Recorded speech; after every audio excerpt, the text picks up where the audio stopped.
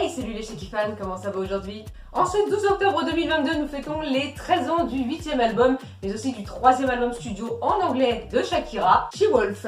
Et pour cet anniversaire, je vous propose une vidéo révélant quelques petits secrets et anecdotes, plutôt qu'une traditionnelle vidéo relatant son histoire. L'un des secrets les plus importants pour faire un bon album, c'est de choisir les chansons qui vont le composer. Mais le choix des singles est hyper important lui aussi, puisque ce sont eux qui vont faire de l'album soit un succès ou soit un flop.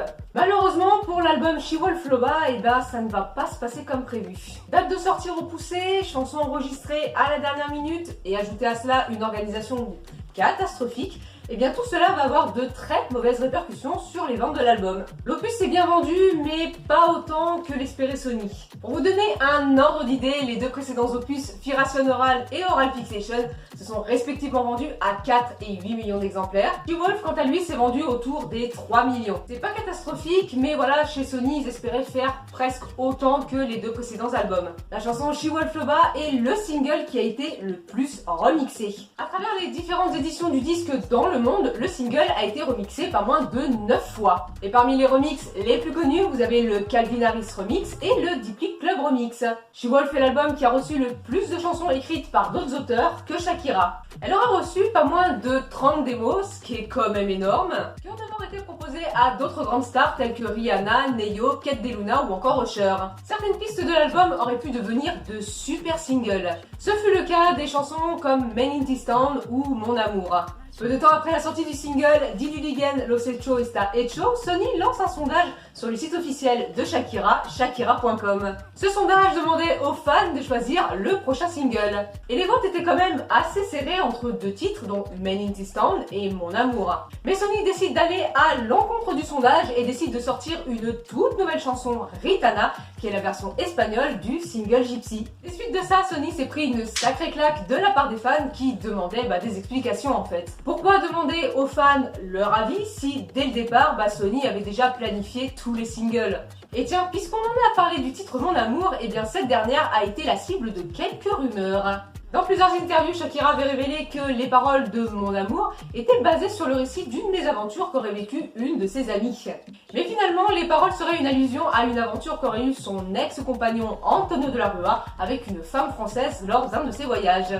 Afin de promouvoir la chanson Gypsy en Amérique latine et dans les pays hispanophones, Amanda Ghost, coproductrice de l'album, demande à Shakira d'enregistrer à la toute dernière minute la version espagnole de celle-ci, Ritana.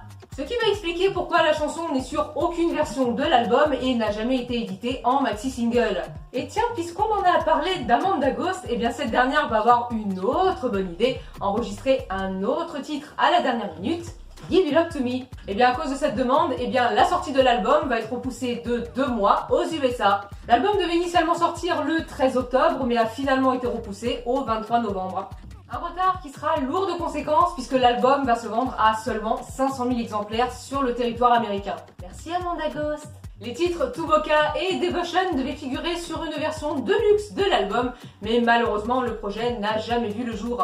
Et là je dis heureusement parce que j'aurais trouvé que ces deux titres-là n'auraient pas eu leur place sur l'album en fait. Musicalement parlant, je trouve que elles auraient plus fait tâche qu'autre chose. Quelques années après la sortie de l'album She Wolf, un extrait de mauvaise qualité fuite sur YouTube. On y reconnaît la voix de Shakira sur un titre mêlant l'électro et la pop. Les fans font pression sur la maison de disques qui décide en 2013 de sortir la chanson en intégralité et en haute qualité. La chanson se nomme No Joke et devait figurer sur l'album She Wolf, mais n'a finalement pas été retenue. Voici donc toutes les petites anecdotes, ou devrais-je plutôt dire ces petites mésaventures que j'ai trouvées sur l'album She Wolf. Un album ambitieux, bien loin de ce qu'elle nous avait proposé jusqu'à présent, et je persiste et signe, il y a pas mal de chansons qui auraient pu devenir de super singles. Je pense à Mon Amour, à Men in This Town et à Good Stuff. Avec une meilleure organisation et une meilleure équipe, je suis sûre à 2000% que l'album se serait certainement mieux vendu. Cette vidéo est désormais terminée, je vous retrouve très vite pour de nouvelles vidéos. Hasta pronto, Shaky fans!